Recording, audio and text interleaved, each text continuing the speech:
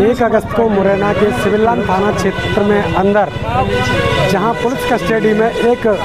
आत्महत्या का रूप दिया गया है। हालांकि इस पर तमाम पार्टियां, तमाम संगठन आरोप लगा रहे हैं कि यह आत्महत्या नहीं है। अभी भीम आर्मी आज़ाद समाज पार्टी के जो मनोज सैमिल हैं, उन्होंने एक आवेदन दिया है और एसपी को तमाम बातों पर मांग भी की गई है और उनके द्वारा मांग की गई है किस प्रकार से जब वो बंदी गृह में थे तो वहाँ पर इस प्रकार की, चाहे वो तौलिया हो या फिर हो तमाम साथी, तो ये सब कैसे पहुँचा बंदी गृह के अंदर इस प्रकार के सामान जिससे आत्महत्या की जा सकती है, तो इस प्रकार से यहाँ पर ये सभी सामान कैसे पहुँच गया। इसी सभी बातों को लेकर मनोज सैमिल ने यहाँ पर एक आवेदन दिया है पुलिस अधीक्षक मुरैना को और तमाम मांगे की गई हैं। तो सुनिए मनोज सैमिल ने क्या कुछ कहा है। इस संबंध में आज जिला पुलिस अधीक्षक कार्यालय पर आना हुआ और क्या क्या आवेदन दिया गया, क्या मांग की गई है खासकर। पहले तो आप प्रेस मीडिया के माध्यम से आपको बहुत बहुत धन्यवाद। मेरा नाम मनोज कुमार सैमिल, आज़ाद समाज पार्टी के प्रदेश सचिव। आज 1/9/2024 को सिविल लाइन थाना कस्टडी में एक बाल कृष्ण युवक की हत्या होती है और हत्या होने पर इस प्रकार की तमाम इस जो पीआई संरक्षक है, जो थाना प्रभारी राम बाबू है, ये पहले भिंड में भी रहा, इसके संरक्षण में वहाँ भी घटना हुई, इस प्रकार की यहाँ हुई। तो हमने इसको आज ज्ञापन दिया है। उसमें हमारी कुछ जो आवेदन में मांगे थी कि जिस मृतक पर आरोप लगाया गया कि जो अपराधी था पहले से, उसके अपराध में, तो किस अपराध में इसको गिरफ्तार किया गया। फिर अपराध में गिरफ्तार किया गया था तो जो विवेचक था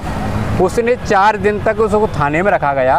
तो किसकी क्या न्यायालय से अनुमति ली गई, क्या न्यायालय के संज्ञान में था, क्या इन्होंने गिरफ्तार करने से पहले उसका मेडिकल परीक्षण कराया गया। ये सारी बिंदु भाई हमारी जो 10 बिंदु हैं उनको लेकर के हमने आज उसको आवेदन दिया है। पहला बिंदु हमारा है कि मृतक बालकृष्ण जाटव को जिस अपराध में गिरफ्तार करके लाया गया उसका आपराधिक रिकॉर्ड केस डायरी दीजिए कि किस प्रकार का अपराध था, क्या इसमें अपराधी था या भाई सहयोग में था, इसकी केस डायरी मांगी। दूसरा 27/8/2024 को सिविल लाइन थाना में लगे सीसीटीवी कैमरे जिसके संदर्भ में हुआ,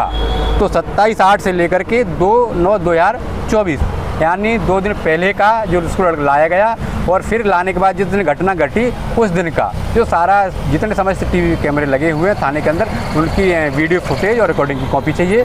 इसके बाद हमारा तीसरा पॉइंट था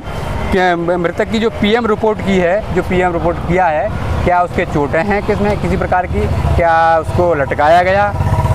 तो जो है तो उसको पीएम रिपोर्ट में आ गया हो तो पीएम की रिपोर्ट की सत्यापित कॉपी चाहिए।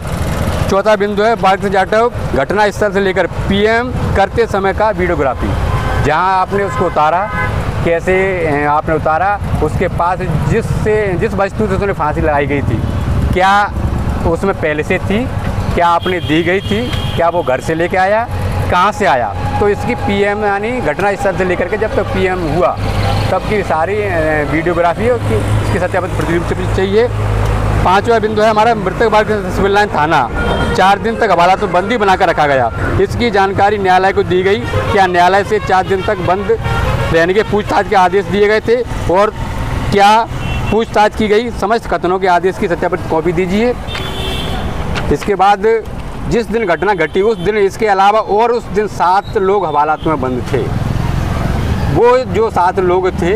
वो कितने समय तक रहे भाई, उनको वहाँ से आपने क्यों निकाल दिया गया, किस अपराध में आपने उन 7 लोगों को रखा गया, क्या आपकी ये मंशा थी, क्या उन लोगों ने किया या फिर आप लोगों ने किया, आपने अगर उनके अपराध पंजीबद्ध हुआ तो फिर उन लोगों को उस सेल से बाहर क्यों रखा गया, इसकी सारी वीडियोग्राफी की कॉपी चाहिए। मृतक बालकृष्ण बंदी गृह में फांसी लाई गई, किस वस्तु का उपयोग किया गया, ये सारी जानकारी। 8वां बिंदु मृतक बालकृष्ण जाटव के प्रकरण में विवेचक उप निरीक्षक प्रीति जादव थी। जब ये प्रीति जादव विवेचक उप निरीक्षक थी तो 4 दिन तक इसकी संरक्षक में था, तो फिर ये क्या कर रही थी, इतनी लापरवाही कैसे हुई कि भाई उसने आत्महत्या वहाँ करने पर मजबूर हुआ। आप कहाँ थी, आपने किस व्यक्ति की ड्यूटी लगाई उनको लाने के लिए, तो ये इसमें कहीं ना कहीं इसको बचाया गया है, प्रीति जादव जो भी इसको भी बचाया गया है, तो इसको भी 306 मामला 323 और 342 के तहत इसको संदिग्ध में संरक्षण में जो हत्या हुई है उसमें आरोपी बनाया जाए। इसके बाद यहाँ पर टीआई जो राम बाबू है, वो उप निरीक्षक, जो मेन पोस्ट उप निरीक्षक है, इसको कार्यवाहक के रूप में थाने में पदस्थ रखा है। जबकि मुख्य थाना है जो शहर का निरीक्षक थाना है, उसको ऐसे थाने पर भाई अनुभवी व्यक्ति को, बिगैर अनुभवी व्यक्ति को क्यों रखा? क्या आपके ज़िले में कोई अनुभवी व्यक्ति नहीं था, कोई अधिकारी ऐसा नहीं था जो आपने उप निरीक्षक को निरीक्षक बना करके थाना की पोस्ट देकर के, प्रभारी देकर के आपको बनाया गया? तो ये कहीं ना कहीं ये संदिग्ध मामले में घेरे में है। तो ये सबकी जांच की रिपोर्ट हमें आवेदन के माध्यम से, जो आवेदन दिया है उनका भाई कल्लू जाटव है, जो मृतक का भाई है कल्लू जाटव, उसके माध्यम से इस आवेदन को दिया गया, जानकारी मांगी गई है। अगर इस पर 7 दिन में हमें जानकारी उपलब्ध नहीं कराते हैं तो भीम आर्मी और आज़ाद समाज पार्टी यहाँ मुरैना ज़िले में बहुत बड़ा आंदोलन करेगी। और प्रशासन को कहना चाहते हैं, इस प्रकार की जो घटना दोहराई गई है जिसके संरक्षण में, अगर इसको न्याय नहीं मिला तो आप लोग ये समझ लेना कि प्रशासन चैन से नहीं रहेगा और बड़े भाई का भी कार्यक्रम लग सकता है चंद्रशेखर आज़ाद का। तो इन्हीं आज बिंदुओं को लेकर के आज हमने ज्ञापन दिया। इससे पहले हमने 2 दिन इनमें जो सस्पेंड किया गया है, तो मूलतः जो लोग थे जिस इनको किया गया है तो उनको तो किया गया है, लेकिन जो मूलतः जो लोग लेके आए थे, उसने मारपीट की गई थी, उन लोगों को नहीं लिया गया है, तो उन लोगों को भी इसमें बनाया जाए, ऐसी हमारी मांग है। और 7 दिन बाद अगर हमारी मांगें नहीं करते हैं तो हम लोग प्लानिंग के तहत आंदोलन करेंगे और प्रशासन को जगाने का काम करेंगे। ऐसी घटना दलितों के साथ जो हो रही है पूरे देश में, मुरैना ज़िले में हम नहीं होने देंगे और न्याय की मांग करेंगे।